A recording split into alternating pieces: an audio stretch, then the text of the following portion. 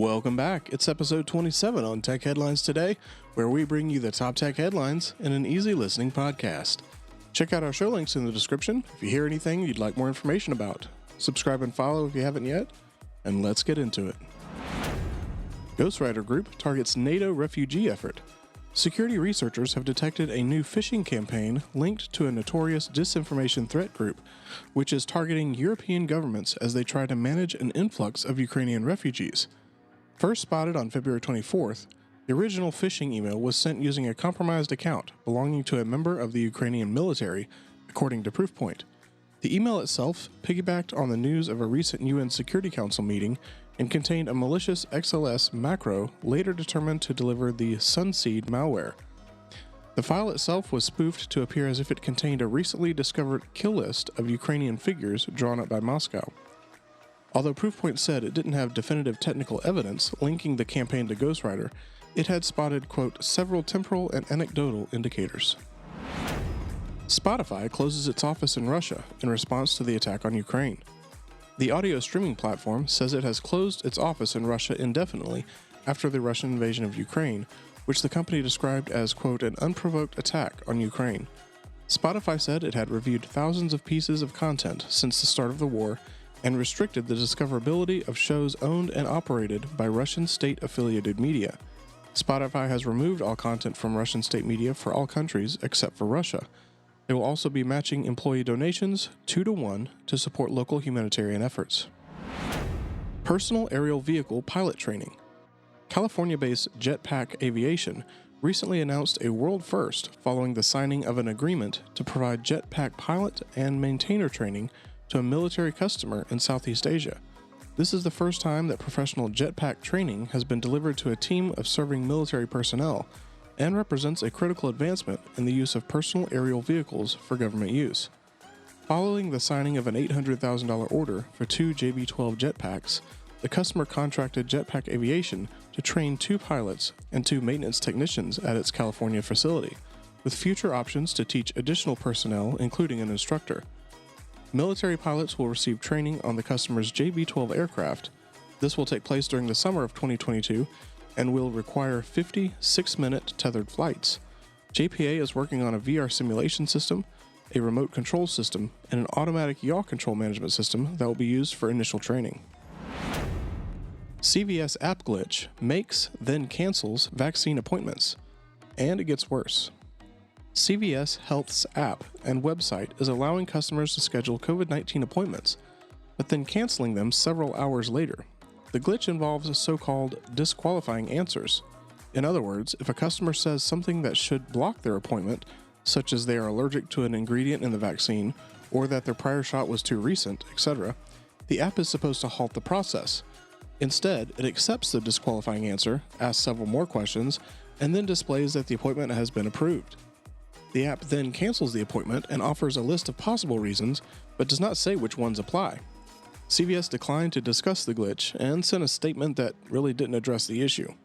After trying to call CVS to see what happened with the appointment, the customer got transferred to the wrong store and had to start the phone call process all over.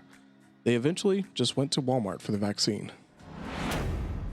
Russia holds OneWeb internet satellite launch hostage. The Ukraine conflict has been disrupting progress on OneWeb's internet satellite system, and Russia is threatening to cancel the launch of 36 satellites.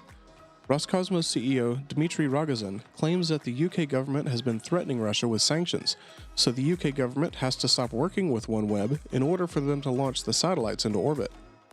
UK Business and Energy Secretary Kwasi Kwarteng said on Twitter that his government has no plans to sell its 45% stake in OneWeb, and that he's in touch with other shareholders to discuss next steps after the Ukraine conflict is over.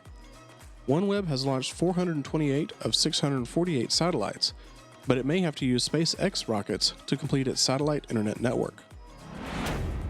Fitbit recalls Ionic smartwatch after reports of overheating and burns. Fitbit has issued a voluntary recall on its 2017 smartwatch, the Fitbit Ionic, after reports of the watch's battery overheating. Fitbit's Ionic smartwatches have been reported to have caused burn injuries in 115 U.S. users and 59 reports related to burn injuries sustained by international users. There are 4 affected models which were sold by popular retailers like Best Buy, Kohl's, and Target, as well as online stores including Amazon and Fitbit directly.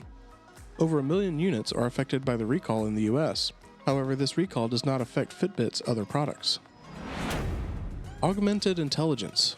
What is it and why will it be smarter than AI? We can use artificial intelligence to drive our vehicles, design products, compose music, or make art. Artificial intelligence can even understand our patterns of behavior and influence us automatically. Joseph Carl Robnet Licklider proposed an idea of augmenting human intelligence with technology in 1960. His ideas were revolutionary, for they emphasized intelligence amplification, not automation. As computer technology is developed, software was created to help us do things better.